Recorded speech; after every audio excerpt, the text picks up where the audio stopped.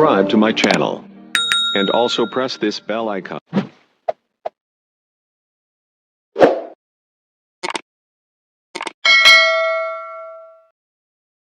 Sisubiri taarifa ya Djigui Diarra kufungiwa, ila nasubiri kanuni kufanya kazi kutokana na matukio ambayo aliyafanya Djigui Diarra, nione kama kanuni itasimamiwa ama itakuwaje.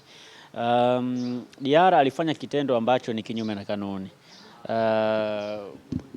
kitu ambacho kinapelekea sasa kusubiri taarifa ya bodi ya ligi kwamba itamwadhibu Djigui Diarra ama itakuwaje. Unajua, kuonesha kitendo ambacho sio cha kiungwana michezoni ni kinyume na kanuni, na sio tu kanuni za ligi kuu, lakini pia hata mashirikisho mbalimbali duniani yanapinga vitu kama hivyo. Kwa hiyo ambacho alikifanya ni kinyume na kanuni. Kwa hiyo tunasubiri kanuni ije itoe, tunasubiri kamati ya masaa 72 ije kutoa hiyo adhabu, tuone kama itakuwa imemwadhibu kwa kiwango gani. Lakini pia kwenye ule mchezo nadhani Djigui Diarra alikuwa na matukio mawili, ukiachilia mbali tukio la kuonesha ishara ya kidole ambayo ilikuwa nzuri, lakini pia kuna tukio lingine la kumzongazonga muamuzi, kumsumbua muamuzi.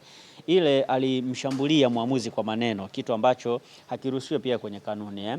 Mtu pekee ambaye anaruhusiwa kuzungumza na muamuzi ni kapteni wa timu, na kama itatokea mchezaji mwingine atakuja kumzungumza na muamuzi, basi azungumze na muamuzi kwenye njia nzuri ambayo haitambughudhi muamuzi. Lakini Diarra alikuja kumbughudhi muamuzi na kumnyoshea kabisa kidole, kumfanyia hivi. Sasa ile pia haikuwa ishara nzuri, ambayo pia naamini kamati ya uendeshaji wa ligi kuu ama kamati ya masaa 72 itakuja pia kutoa kuzungumza hapo, kama ni kutoa adhabu itatoa adhabu, na kama haitatoa adhabu tutakuja sasa kujadiliana kwamba imekuwaje, wakati kanuni inaeleza kwamba mchezaji haruhusiwi kumshambulia muamuzi kwa namna yoyote.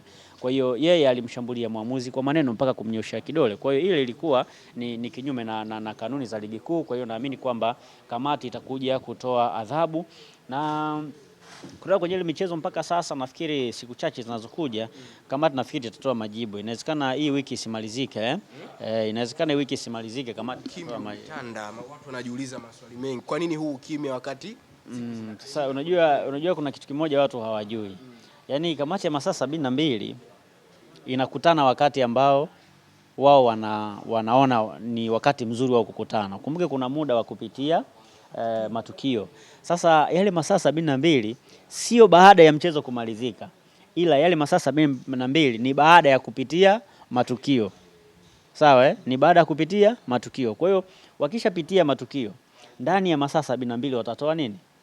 Watatoa hukumu. Kwa hiyo yale matukio wanayapitia kwanza, wakisha yapitia wanatoa majibu ya mapitio yale, halafu ndo inaandaliwa nini? Taarifa ya kuja kwa umma. Kwa hiyo muda upo, naamini kwamba itatoka, wala haijachelewa. Itatoka tu, haijachelewa. Tangu juzi mpaka leo ni almost labda siku 3 fulani inaelekea siku ya 4 nadhani. Kwa hiyo naamini ndani hizi siku kadhaa hapa tutapata hiyo taarifa.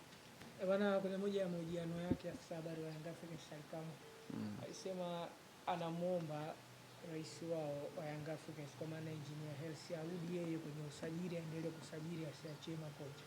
Wadau wanahoji, waliona safari za Hersi kutoka Tanzania kwenda Uganda kukamilisha dili ya Alan Okello.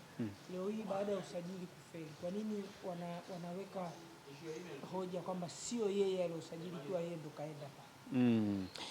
Kwanza moja ya kati ya vitu ambavyo mimi siamini kama ni kweli ni pamoja na hilo la kwamba engineer usiki kwenye usajili. Hilo mimi siliamini kama ni kweli, kwa sababu ndani ya kipindi cha siku cha msimu mmoja, sawa, Yanga imefanya mabadiliko ya makocha mara mbili. Lakini makocha wote walikuta timu tayari imeshasajiliwa. Kwa mfano Romain Folz amekuja Yanga, usajili unaendelea. Unakumbuka usajili unaendelea. Kwa hiyo sio wachezaji wote, hata kama kuna wachezaji wawili au watatu waliwapendekeza, lakini sio wote ambao aliwapendekeza.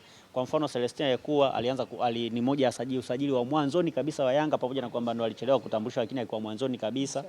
Musa Balakonte alikuwa mapema kabisa, alikuwa Mohamed Dumbe alikuwa mapema kabisa, sio?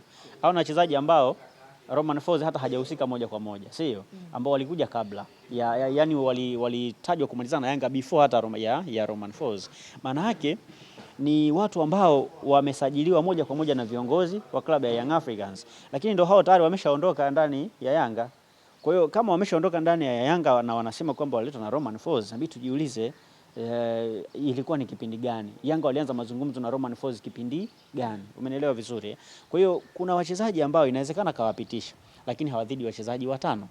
Asilimia kubwa ambao walisajiliwa, mimi naamini kwamba walisajiliwa na uongozi wa Young Africans. Kwa hiyo wanawajibika moja kwa moja kwenye kufeli kwenye usajili huu ambao waliufanya. Kwa hiyo hakuna excuse kwenye hilo, na sio dhambi kukubali kwamba wao kama viongozi walifeli kwenye usajili, kwa sababu sio wao tu ambao wanafeli kwenye usajili. Hata Real Madrid ya Florentino Perez inafeli kwenye usajili. Zipo sajili ambazo hata Perez anafanya na zinafeli. Umeelewa? Manchester United ni timu kubwa duniani, zipo sajili wanafanya zinafeli. Manchester City ni timu kubwa duniani, zipo sajili wanafanya zinafeli. Liverpool kuna sajili wanafanya wanafeli. Timu zote duniani kuna sajili zinafanyika na zinafeli. Mamelodi Sundowns anafeli kwenye usajili. Ahly anafeli kwenye usajili. Kwa nini Yanga asifeli kwenye usajili? Kwa hiyo isitumike, isitafutwe sababu nyepesi ya kutetea uongozi wa Young Africans mbele za wanachama, kwamba labda uongozi unafanya kila kitu kwa ajili ya timu. Kuna sehemu wanafeli, lazima wakubali na lazima waeleweshe wanachama kwamba kuna nyakati zinafeli. Wewe unasajili na mambo yanaenda kombo. Okay, tuseme uongozi huu labda basi tuseme Ahmad Shamawili hajasajili yeye. Fiston Abdulrazak walimsajili Yanga. Wakati huo basi tuseme ndio kiongozi alikuwa anasajili. Mbona alifeli, hakufanya vizuri? Jonathan Kangalombo mbona hakufanya vizuri? Mshambuliaji yule kutokea Ghana yule alikuja yule mrefu hivi, mnamkumbuka yule? Alicheza mechi kadhaa tu akaja akaondoka. Sio? Mbona alifeli, hakufanya vizuri? Kwa hiyo hata nyakati ambazo engineer alikuwa anafanya usajili mwenyewe, kama ambavyo afisa habari anasema, zipo sajili nyingi ambazo pia alifanya zikafeli.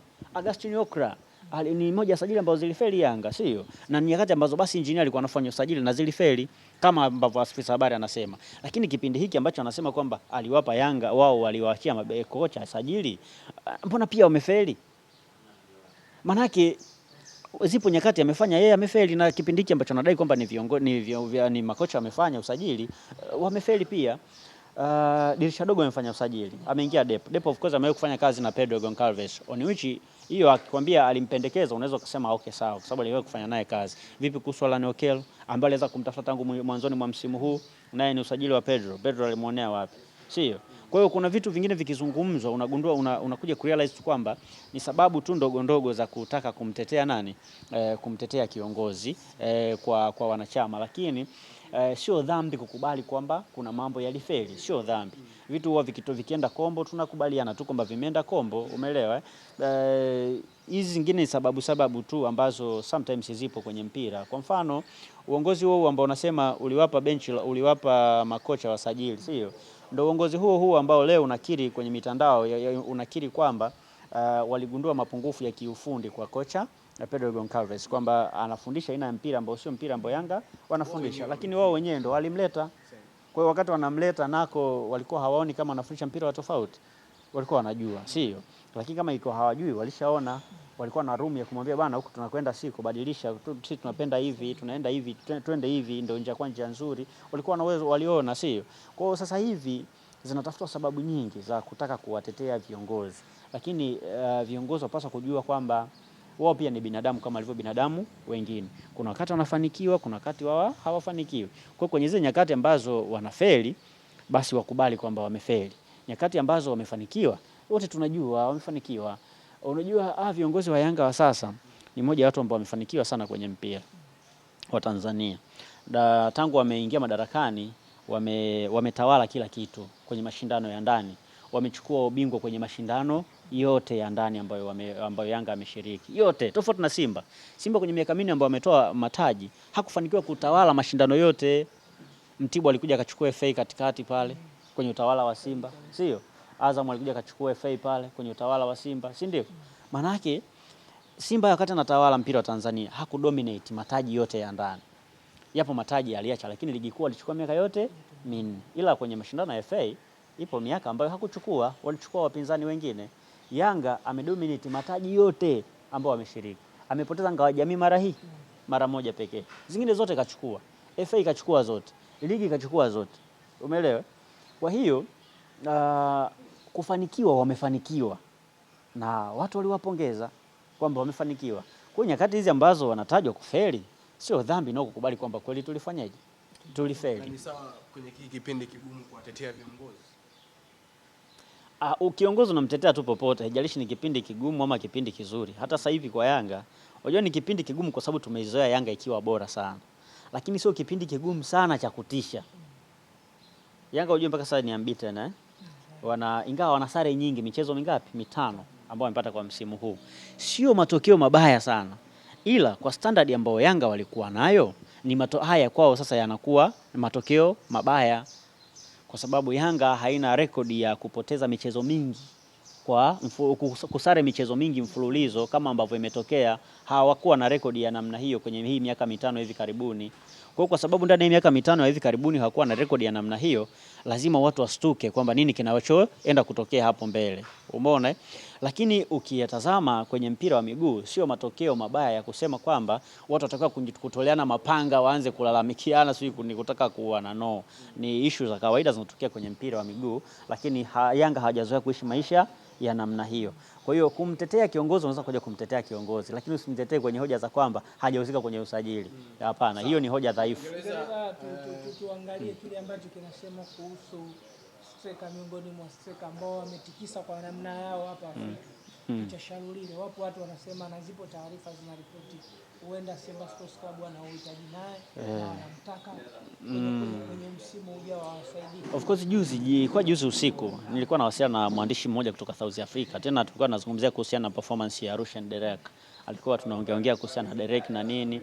Wakati tunaongea pale ni baada ya mechi ya Simba ile ambayo Neo Maema pia alifunga usiku. Sasa ndio nikawa naongea na TRA. Neo Maema alivyofunga, basi usiku tukawa tunachachat na yule mwandishi kutoka South Africa. Akaniambia Simba pia wanahitaji pia wachezaji kadhaa kutoka South Africa, na miongoni mwao ni Peter Shalulile. Ndio maana mimi nikuja nikaandika. Kwa hiyo kuna agency kuna agency ambayo Simba wanaitumia kufanya ili iweze kuwaletea wachezaji kutoka South Africa, na miongoni mwa majina ambayo yako pale jina la Peter Shalulile pia lipo.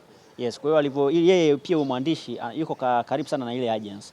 Kwa alivyoniambia na mimi ndo nikaja nikaiandika. Kwa hiyo ile conversation ilianzia kwenye bao ambalo alifunga Neo Maema. Baada ya tukawa tunajadili pia performance ya Rushan Derek na nini pale, tukawa tunazungumza. Kumbuke pia ile mechi alikuwa man of the match Rushan Derek. Kwa hiyo pale tukawa tunajadili pale na nini, ndo tukawasa tunazungumzia issue ya performance ya wachezaji wa South Africa kwenye mpira wa Tanzania.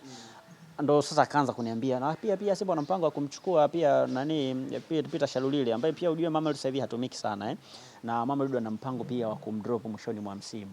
Kwa hiyo ile ndo Simba hiyo anataka kutumia kama advantage. Kwa hiyo ndo nami ile mjadala ndo ile ikaja kama taarifa sasa pale, ndo maana nikuja kuiandika. Peter akija Simba kuna namna ataongeza kitu. Of course ni moja ya shambuliaji bora sana barani Afrika. Of course hii misimu miwili kidogo amedrop kwa namna moja ama nyingine, lakini ni moja ya wachezaji ambao walifanya mambo makubwa sana akiwa na Mamelodi Sundowns.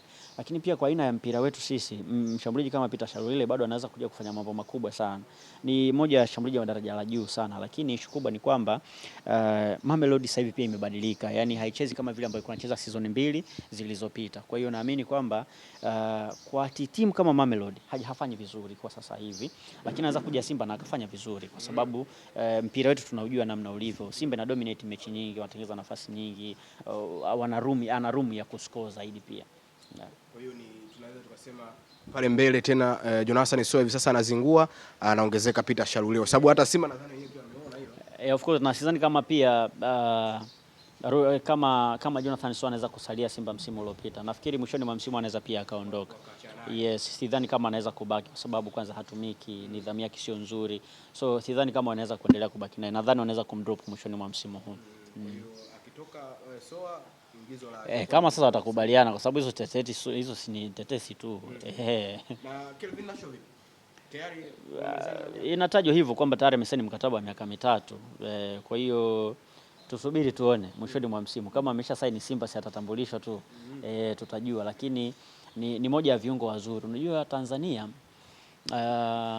kwa sasa hivi changamoto kubwa sana kwetu ni kwenye eneo la kiungo mkabaji, na timu zetu pia zinapata sana shida kwenye hilo eneo la kiungo mkabaji.